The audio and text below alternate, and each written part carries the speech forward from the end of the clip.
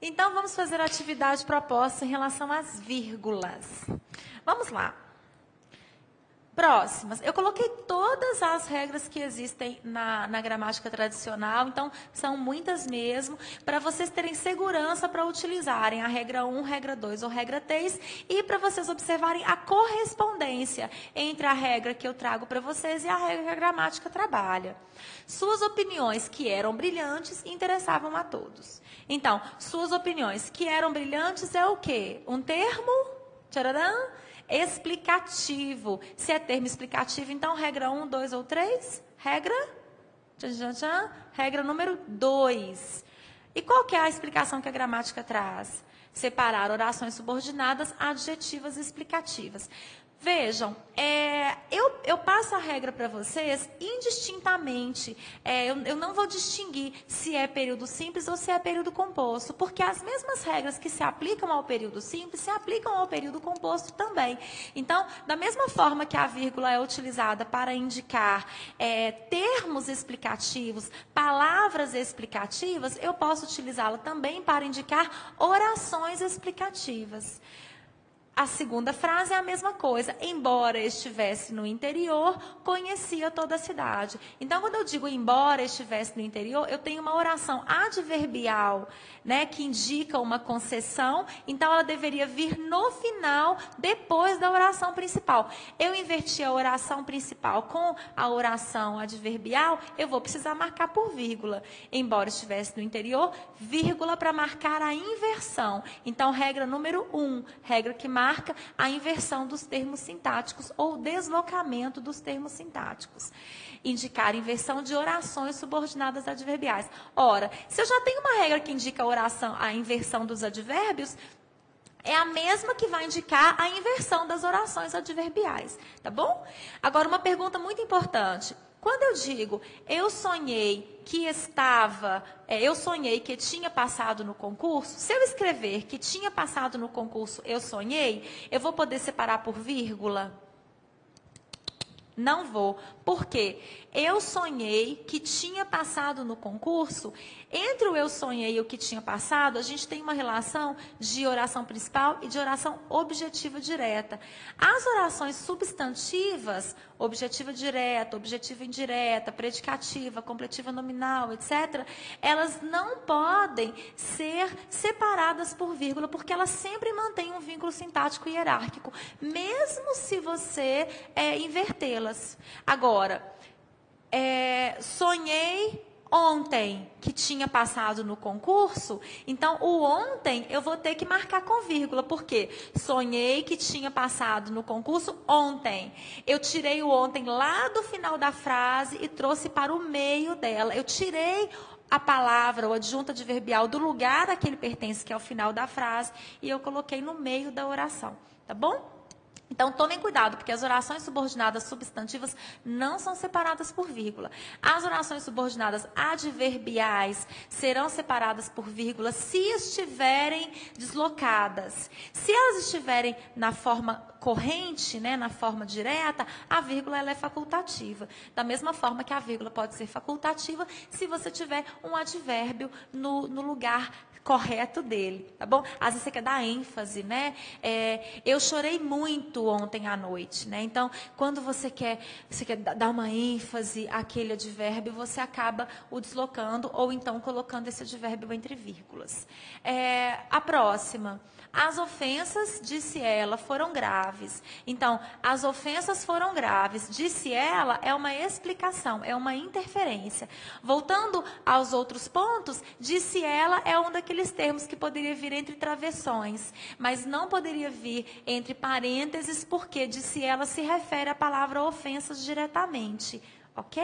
Então, disse ela é um termo explicativo, ele se enquadraria em qual regra? Regra número 2. Qual que é a explicação? Indicar termos intercalados na oração, né? Então, o que significa termos intercalados? São esses termos que você abre a oração e intercala, né? Você enfia eles dentro, você vai enfiá-los dentro da oração, tá bom?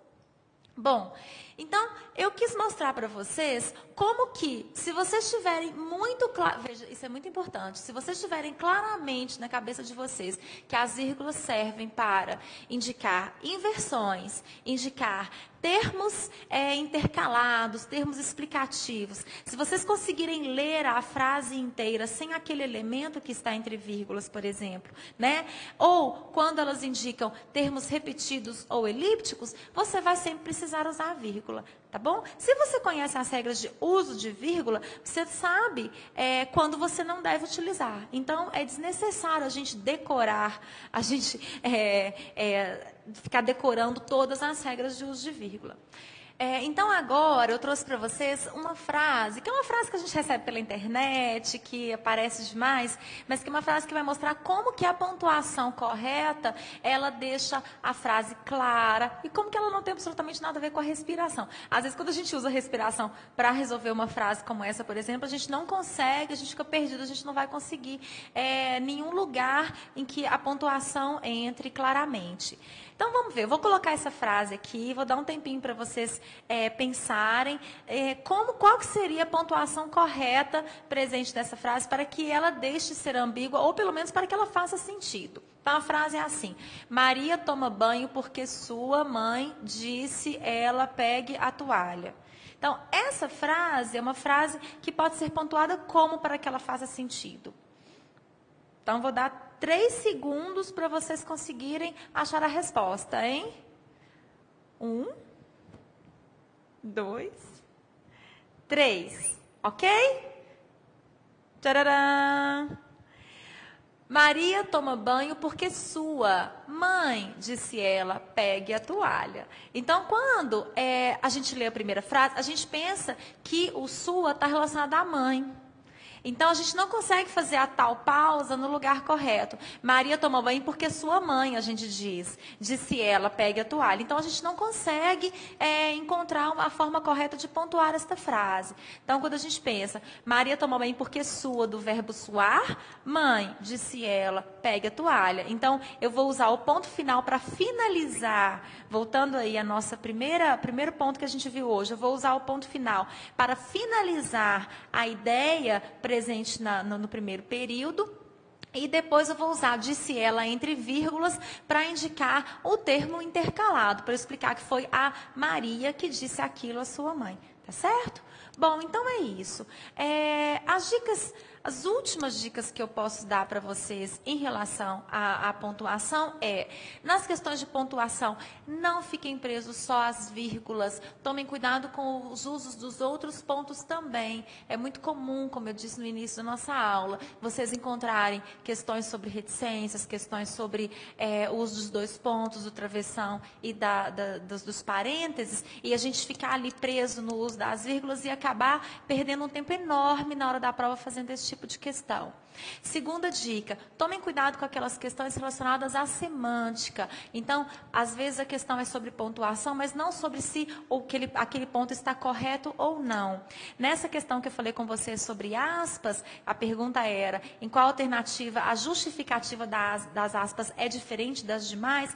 Alguns alunos na sala de aula ficaram assim, professor, o que é para fazer? Eu não estou entendendo o que é para fazer. Porque quando a gente pensa em questão de pontuação, a gente pensa sempre no emprego da pontuação, se aquele ponto está correto ou incorreto.